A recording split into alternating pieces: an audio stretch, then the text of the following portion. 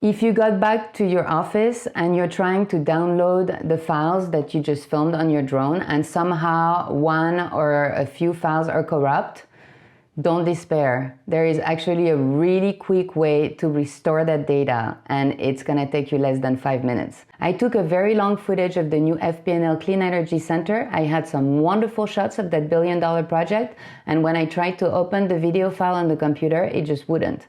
The file was corrupt. I was livid.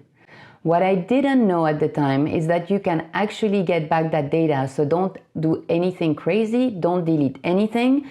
If this works, you won't have to go back to location and take another footage. You should be able to retrieve the data in less than 5 minutes.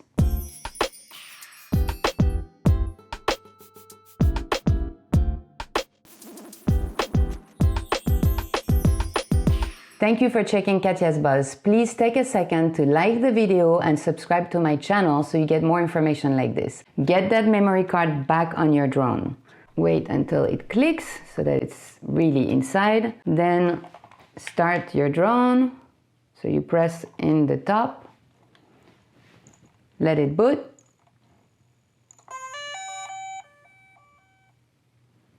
And it's actually reconstructing your data. You leave it like this for at least 2 minutes. When it starts to do that sound, it's pretty much when I turned it off and took my card back. So now I turn it off, I take the card back, put it back on your computer, and you're not gonna believe it, your file is going to be totally okay. It rebuilt it from the cache on the drone. Now you have your file, you can edit, you can do whatever you want, everything is saved.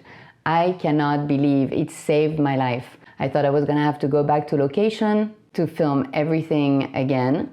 And actually this trick worked for me and I got everything back in less than 3 minutes.